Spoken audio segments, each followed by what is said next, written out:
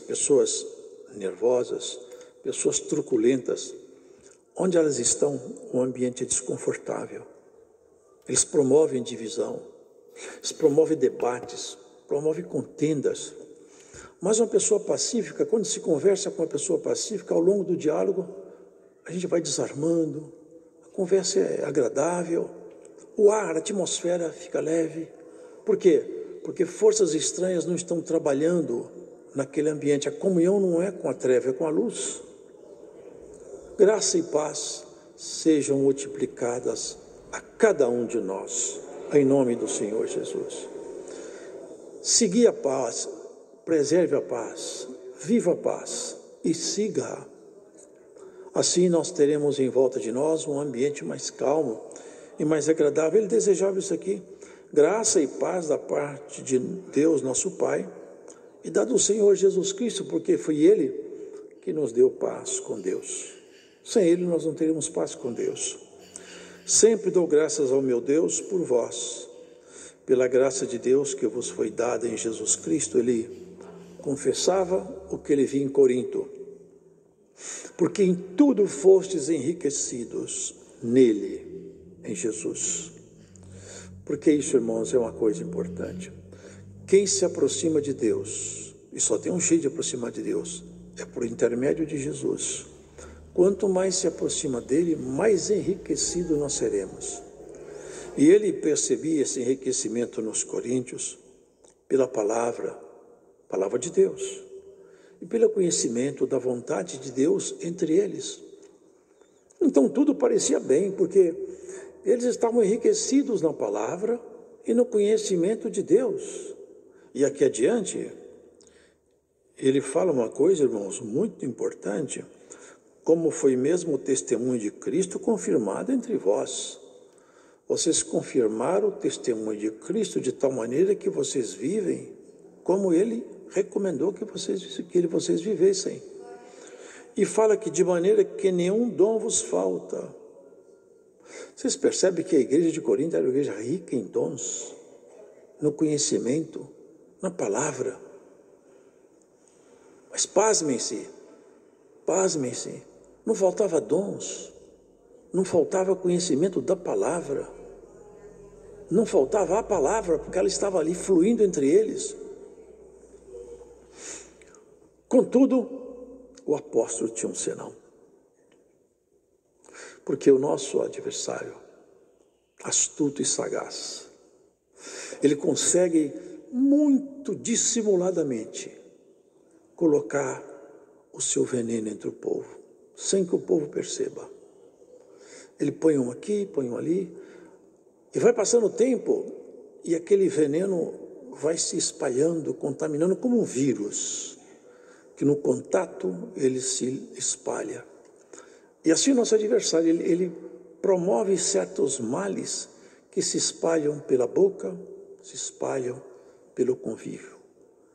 No jeito das pessoas falar, ela propaga o vírus, propaga o mal. E o que era uma pessoa contaminada, passa a ser uma multidão contaminada. Nós tivemos uma pandemia aí que parou o mundo, e foi descoberto aí, pelo menos foi noticiado, não sei se é isso. Saiu de Wuhan, na China, de um laboratório. Se é de lá, se não é, eu não sei, mas pelo menos foi noticiado. Não sei de onde quer que tenha saído, o fato é que esse vírus propagou-se pelo planeta Terra. O vírus é tão pequeno que não se pode vê-lo. Como que ele pode propagar tão rápido, irmãos? Pelo contato, pelos ares. É impressionante como o vírus conseguiu propagar-se pelo planeta. Em 1918, fala-se em 50 milhões, 100 milhões de pessoas morreram pela gripe espanhola. Quase acabou com o mundo naquela época. Se espalhou rapidamente de ponta a ponta, daqui a pouco a morte virou um fato tão comum que já não virava notícia mais.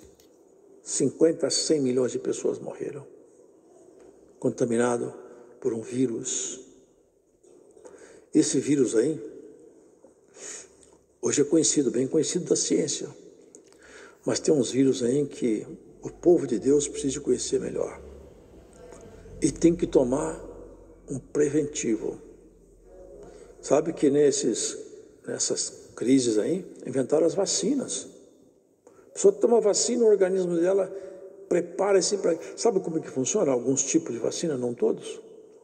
Antigamente a vacina era o próprio vírus atenuado, injetava na pessoa, no animal, por exemplo. O animal reagia àquele vírus e combatia ele. Então ele ficava fraco demais, não conseguia fazer mais ataque. Mas já tinha a reação do organismo pronta.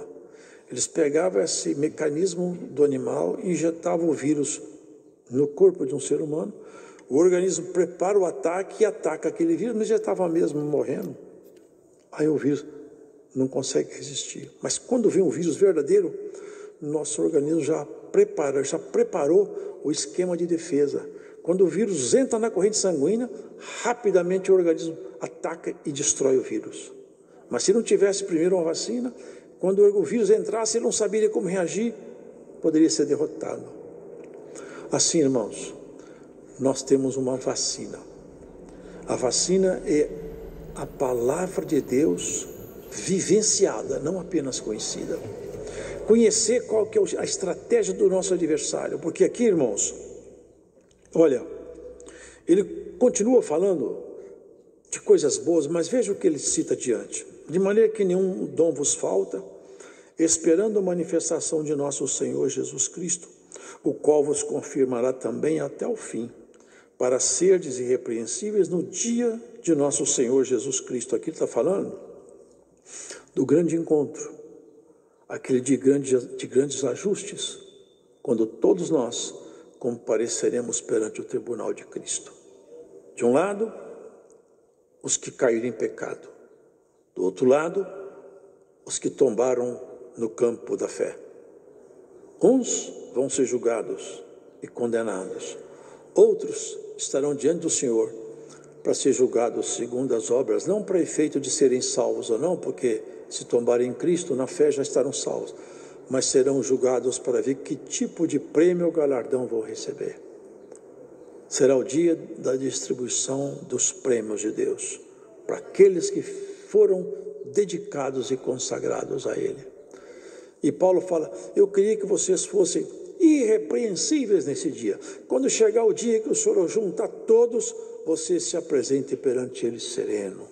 Eu estou aqui, Senhor, e sei que a minha mão está limpa, meu coração está puro. Eita dia que vai ser bom esse dia aí.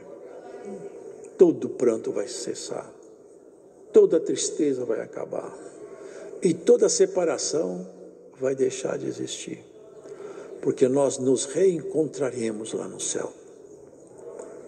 Vamos nos despedindo aqui aos poucos. Quanto mais velho, mais adeus.